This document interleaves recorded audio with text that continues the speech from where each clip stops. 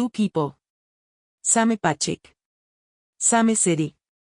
Same cost of living. At the end of the month, one of them has moved money into savings without even thinking about it. Not a huge amount. But something. Consistently. Every single month, without fail, something is quietly building in the background. The other one opens their banking app on the 28th of the month and stares at the number. It happens every time. The money is just gone. Not on anything dramatic. Not on anything they can clearly point to. It didn't go to one big purchase. It just dissolved. Into the month. Into daily life. Into 100 small decisions that individually felt completely reasonable. And the worst part? They told themselves this month would be different. It wasn't. So the question isn't why some people are disciplined and others aren't. That's the wrong question entirely. The real question is, why does money disappear so consistently, so quietly, and so completely, even when you're genuinely trying to hold on to it? The answer will probably surprise you. Reframe. This isn't about willpower. It's not about being bad with money. And it's definitely not about how much you earn. It's about a system. Or more accurately, the absence of one. Saving money through pure discipline is like trying to hold water in your hands. You can focus intensely, stay very still, and still end up with nothing. The people who consistently save aren't gripping harder. They built a container. And you were never shown how. Promise. I'm going to show you the exact reasons your money disappears before the month ends, and more importantly, the simple shifts that stop it from happening. No complicated budgets. No spreadsheets with 20 categories. No financial jargon. Just the real reasons, and the real fixes. Let's go. Rule 1. You save what's left. That's the entire problem. Almost everyone approaches saving the same way. You get paid. You pay your bills. You live your life. And then, at the end of the month, whatever is left, if anything is left, goes to savings. It sounds logical. It feels responsible. It is almost guaranteed to fail. Here is why. Spending expands to fill available money. This is not a character flaw. It is just how humans work. If your account shows $2,000 after bills, your brain registers $2,000 as available. Small decisions get made against that number all month long. Coffee here. A delivery order there. A small impulse purchase that genuinely seemed fine in the moment. None of them feel significant. All of them are real. By the 28th, the container is empty and you genuinely cannot reconstruct where it went. The fix is almost insultingly simple. Pay yourself first. The moment your salary arrives, before anything else, move a fixed amount to savings. Not whatever is left. A fixed amount, moved immediately, automatically if possible. Now your brain registers the smaller number as available. Spending adjusts to that number instead. You are not saving what is left. You are spending what is left after saving. That one reversal changes everything. Rule 2. You don't have a budget. You have a guess. Most people who say they have a budget actually have a rough mental estimate of their spending. They know approximately what rent costs. They have a general sense of groceries. Everything else is a feeling. But here's what most people miss. Feelings are terrible at tracking small, frequent purchases. Your brain is simply not designed to maintain a running total across hundreds of microtransactions per month. The daily coffee, the app subscriptions, the parking, the small online orders, individually forgettable, collectively enormous. There is a concept called invisible spending. It's the money that leaves your account in amounts small enough that you never consciously register the decision. Amounts under $20 rarely feel like real financial choices in the moment. But if you spend $30 a day in invisible amounts, that is $900 a month. That is $10,800 a year. Banished into transactions you cannot remember. You do not need a complicated budget. You need an honest one.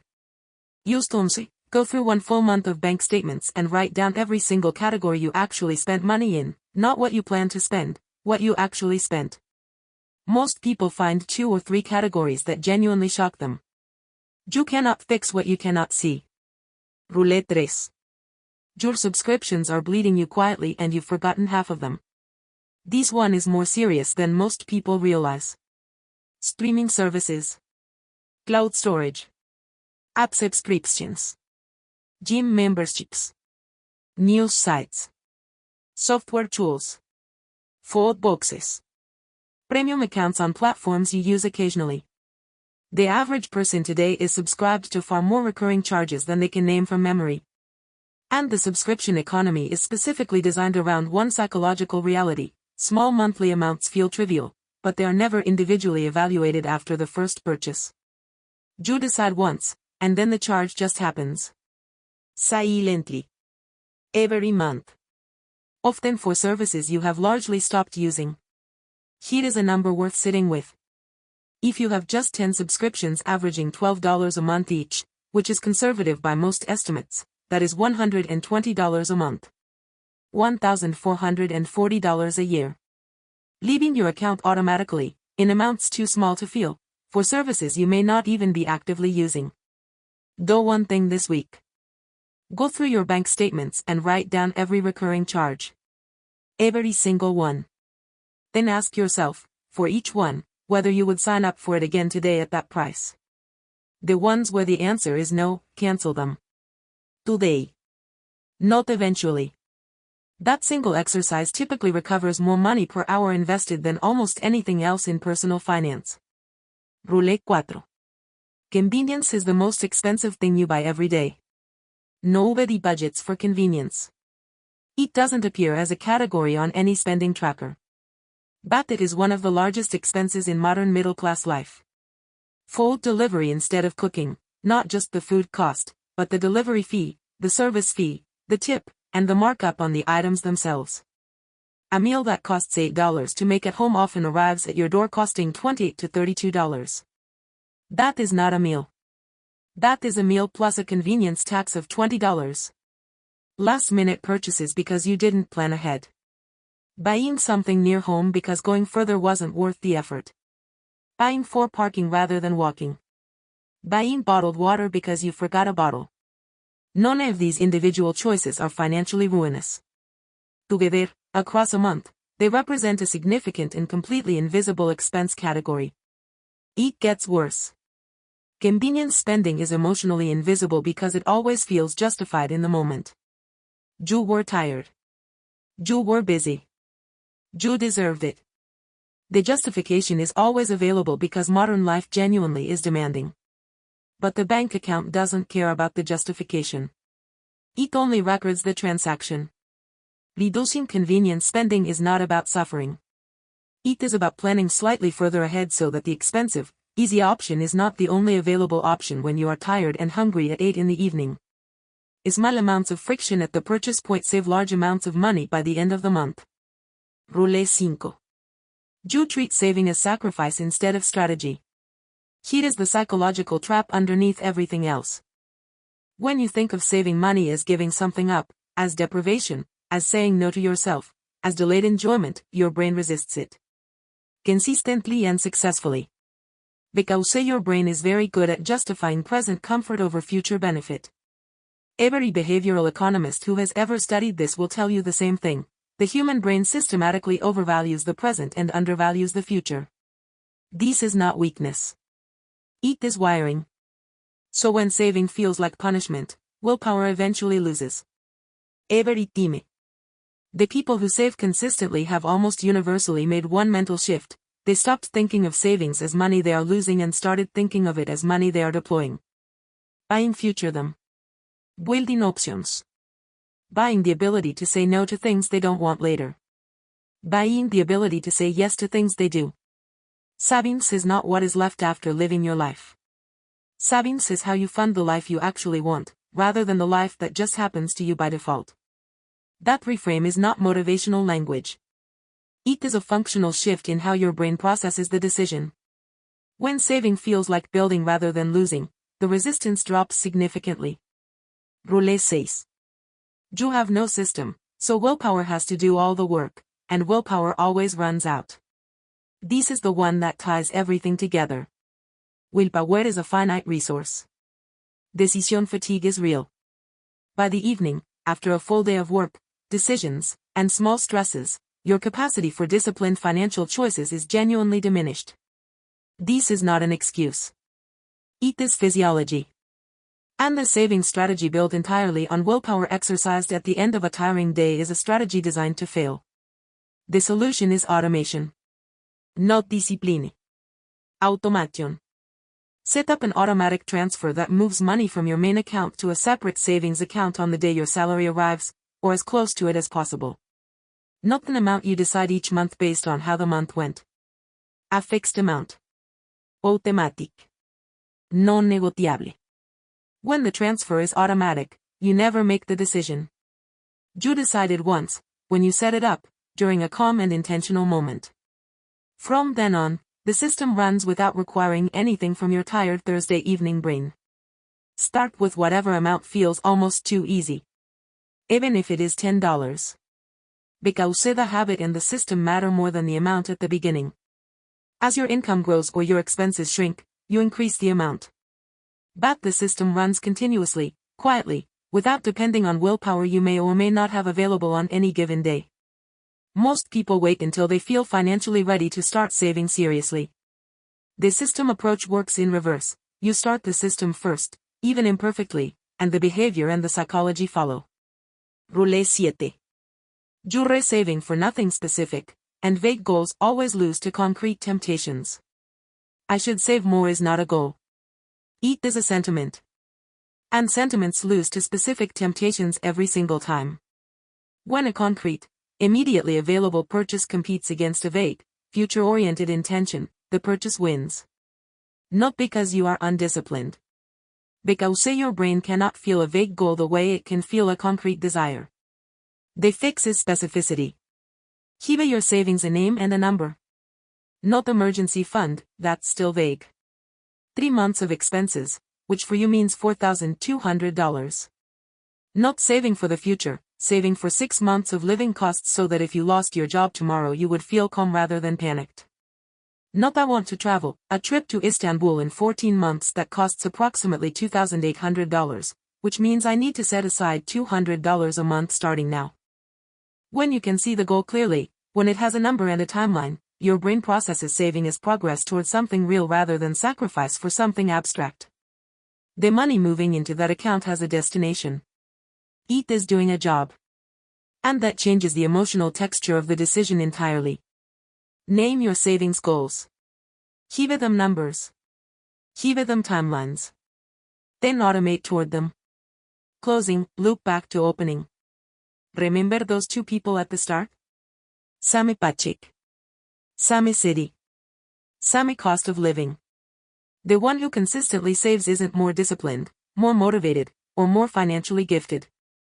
They are just running a different system. Money moves automatically before spending begins. Subscriptions have been audited and trimmed. Convenience spending has a limit. Goals have names and numbers. And saving feels like building something, not losing something. The one staring at an empty account on the 28th isn't failing because of a character flaw. They are failing because they were handed a set of invisible habits: save what's left, rely on willpower, keep vague goals, let convenience spending run unchecked. And nobody ever told them those habits were almost guaranteed to produce exactly this result. The month didn't steal their money. The system did. Or rather, the absence of one. Heat is the only thing that actually matters coming out of this. You do not need to overhaul your entire financial life this week. You need to do one thing. Set up one automatic transfer, even a small one, that moves money on payday before you can spend it. Use that. Start there. The system starts before the discipline. The results follow the system. And the month after that, when you check your account and something is actually there, something you didn't have to white-knuckle your way through the month to protect, that feeling is the beginning of a completely different relationship with money. Not because you earned more. Because you finally stopped leaving it to chance. If this changed how you see saving, share it with someone who needs to hear it. And if you want the next piece of this, how to actually tell your money where to go instead of wondering where it went, I'll see you in the next video. End card. Script word count, 2,100 words you said, after your first $10,000 in savings, and how smart financial planning, a real emergency fund, and consistent investing determine whether you build wealth or STA, after your first $10,000 in savings, and how smart financial planning, a real emergency fund, and consistent investing determine whether you build wealth or stay stuck. You want prompt about this in a easy way like this. Class student 3 McLeod responded, what to do after your first $10,000 in savings. What to do after your first $10,000 in savings. A YouTube script, written simply and clearly. Cold open, no music, just voice. Imagine two students. Both just finished school. Both worked hard and saved their first $10,000. Same amount.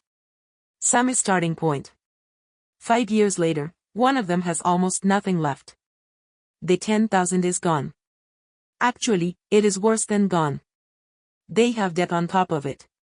They are stressed about money every single month and they do not understand why. The other one? They never earned a big salary. Never got lucky. Never had anyone give them money. Back 5 years later, their 10,000 has quietly grown into something much larger. They sleep well at night. They are not rich yet, but they feel like they are heading somewhere real. What happened? The first person treated $10,000 like an arrival. Like they had finally made it. Like the hard part was over. The second person treated $10,000 like a beginning. Like the first brick of something much bigger. Same money. Completely different outcome. And the difference was not luck. It was not income. It was 3 decisions made right after hitting that number. Reframe. This is not about saving more money. You already did the hard part. Saving your first $10,000 takes more discipline than most people ever manage. You should feel good about that. But here is the truth nobody tells you after you hit that number. What you do in the next few months matters more than the years it took to save it. $10,000 can be the foundation of real wealth. Or it can slowly disappear back into life expenses, bad decisions, and missed opportunities. The money itself does not decide which one happens. Judo. Promise. I am going to show you exactly what to do, step by step, in plain language, after you save your first $10,000. How to protect it. How to grow it. And how to make sure it is the beginning of something real, not just a number that looks good for a few months before it disappears. Let's go. Rule 1. First, do not touch it. Not even once. This sounds obvious. It is not. The moment you have $10,000 sitting in an account, your brain starts seeing it as a solution to every problem. Car needs a repair, the 10,000 is right there. A good deal on something you wanted, the 10,000 is right there. A friend has a business idea, the 10,000 is right there. But here is what most people miss. That 10,000 is not a solution fund. It is not a spending reserve. It is the seed of something. And if you eat the seed, nothing grows. Think of it like a mango tree. You plant the seed, water it patiently, and eventually it gives you hundreds of mangoes. But if you eat the seed on day 1 because you were hungry, you get 1 meal and no tree. Your $10,000 is the seed. The most important decision you can make right now is to stop thinking of it as money you have and start thinking of it as money that is working. That mental shift alone changes everything that comes after it. Rule 2. Split it into 3 clear buckets, right now, today. Most people keep all their savings in one account and make decisions based on the total number they see. This is a problem because different money has different jobs. When it all sits together, the jobs get confused. Here is the simple 3-bucket system. Think of 3 separate purposes for your money and keep them genuinely separate, different accounts if possible. Bucket 1 is your emergency fund. This money has one job and one job only, to protect you when life breaks. Job loss. Medical bill. Urgent repair. This money is not for opportunities. Not for investments. Not for anything except genuine emergencies. For most people, This should cover 3 to 6 months of basic living expenses. If your monthly costs are 20,000 rupees, your emergency bucket should hold 60 to 120,000 rupees minimum. Bucket 2 is your growth money. This is the portion you invest. It goes to work. It compounds. It builds over years into real wealth. We will talk about this in detail in a moment. Bucket 3 is your near future money. Things you know are coming in the next 1 to 2 years. A course you want to take. A vehicle you will need. A family event you are saving toward. This money should be accessible but separate from emergency funds and investments. When money has a clear job, you stop raiding one bucket to fund another.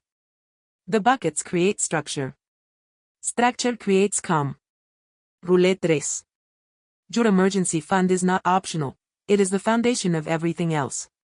This is the rule most young people skip because it feels boring. They want to invest. They want to grow money. They want to see numbers go up. But here is the hidden truth about an emergency fund. Without it, every financial setback sends you backward. Your car breaks down, you pull from savings. You get sick and miss work, you pull from savings. You lose your job unexpectedly, you pull from savings, then go into debt, then spend years recovering. Every financial expert in the world agrees on this one thing because the math is clear. Without an emergency fund, you are always one bad month away from undoing years of progress. Think of it like this. Imagine you are building a house. You could spend all your money on a beautiful second floor, modern design, great furniture, everything you dreamed of, but if you built it without a strong ground floor, one storm brings the whole thing down. The emergency fund is the ground floor. It is not exciting. It is not meant to be exciting. It is meant to make sure that everything else you build does not collapse when life gets difficult. And life always gets difficult eventually. That is not pessimism. That is just how life works. Put 3 to 6 months of expenses in a separate account. Label it clearly. Do not look at it as available money. It is insurance you are paying yourself. Rule 4. Learn what investing actually means before you do anything else. The word investing frightens a lot of people. It sounds complicated. It sounds like something only rich people or finance experts do. It is not. Investing simply means putting your money somewhere that it can grow over time, instead of somewhere it just sits still. When money just sits in a regular savings account, it grows very slowly, sometimes not fast enough to keep up with inflation, which means it is actually losing real value over time even while the number stays the same. Investing puts your money to work. The two most important concepts to understand are these. The first is compound growth. This means your money earns returns, and then those returns also earn returns, and then those returns earn returns on the returns. It sounds slow at first. It becomes extraordinary over time. If you invest $10,000 at 15% annual growth and never touch it for 20 years, it does not become 30,000. It becomes 163,000. You did not add a single rupee after the first deposit. Time and compounding did the work. The second concept is index funds. An index fund is simply a basket that holds tiny pieces of many different companies at once. Instead of trying to pick which one company will do well, which is very difficult to do correctly, you own a small piece of hundreds of companies. When the overall economy grows, your investment grows with it. It is simple, low cost, and historically one of the most reliable ways ordinary people have built long-term wealth. You do not need to understand every detail of investing before you begin. You need to understand enough to start simply and safely. Rule 5. The difference between good debt and bad debt will either build you or break you. Not all debt is the same. This is one of the most important things a young person can understand about money. Bad debt is borrowing money to buy things that lose value or disappear entirely. Borrowing on a credit card for clothing, food, entertainment, or gadgets. Buying things on installment that you could not afford to pay for directly. This debt charges you high interest, often 20 to 40% annually, on things that give you nothing back financially. It is the fastest way to make yourself feel perpetually broke even when you earn a decent income. Good debt, on the other hand, is borrowing money to acquire something that either grows in value or generates income. A student loan for a skill that increases your earning power significantly. A small business loan for an enterprise with real revenue potential. A home loan in some circumstances. The test is simple. Ask Joseph, will this debt help me earn more or build more than it costs me in interest? If yes, it may be worth considering. If no, it is almost certainly a trap. With $10,000 saved, you are in a genuinely strong position, because you have real options. You do not have to borrow for emergencies. You do not have to make desperate decisions. That position is fragile and precious. Bad debt is the fastest way to destroy it. Protect your position. Think carefully before you borrow anything. Rule 6. Time is the only thing money cannot buy back, so use it now. Here is a number that should change how you think about starting early. If you invest 5,000 rupees per month starting at age 22, and you earn a 12% annual return, by age 50 you will have approximately 3.5 crore rupees. If you wait until age 32 to start the exact same plan, same amount, same return, you will have approximately 1 crore rupees by age 50. You invested the same monthly amount. You just started 10 years later. And that 10-year difference cost you 2.5 crore rupees. No salary increase can give you that back. No investment strategy can recover those years. Time is the ingredient that cannot be manufactured or substituted. You are reading this right now. That means you have time. Not infinite time, but enough time for compounding to do serious work on your behalf if you begin now rather than when you feel more ready. Waiting until you feel completely ready is the most expensive mistake in personal finance. You do not need perfect knowledge. You do not need a large amount. You need to begin, simply and consistently, as early as possible. Rule 7. Protect your money from your own future self. This sounds strange. But it is serious. The biggest threat to your $10,000 is not the stock market crashing. It is not inflation. It is not bad luck. It is future you, on a tired evening, after a stressful week, when something shiny is available and the savings account is just sitting there. Future you will have very convincing reasons to make withdrawals. Future you will have emergencies that feel real but are actually just inconveniences. Future you will see opportunities that feel urgent but are mostly impulses.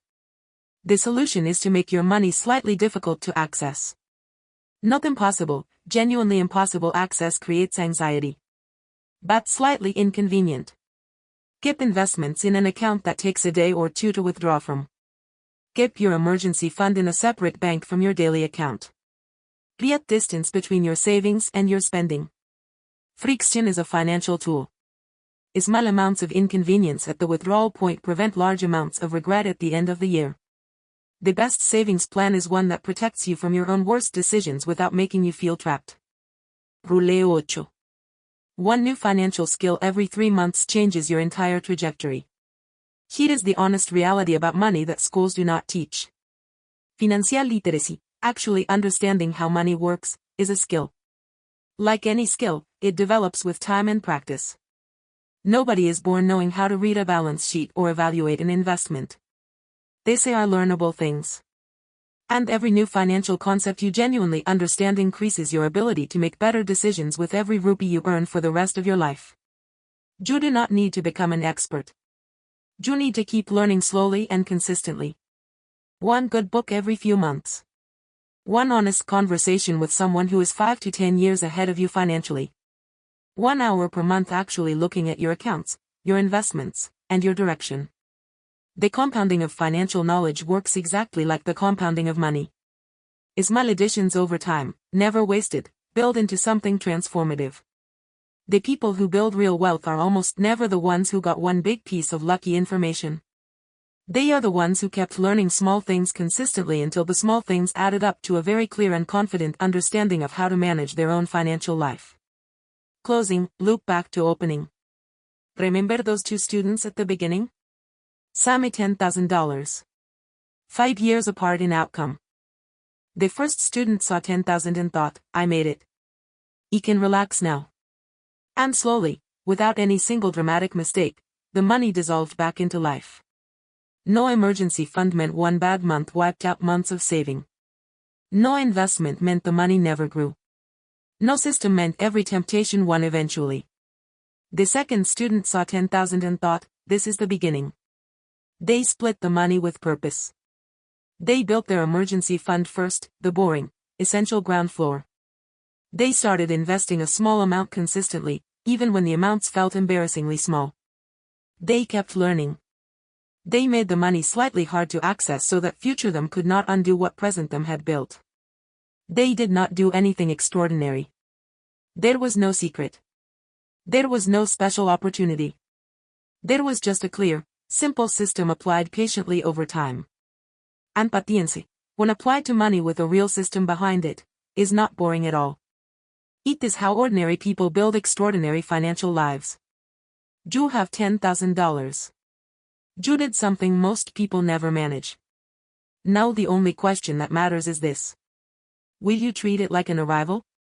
Or will you treat it like a beginning? If this gave you clarity, share it with someone who just started saving and does not know what to do next. And if you want to know exactly how to start investing simply, without confusion and without risk of big mistakes, I will see you in the next one.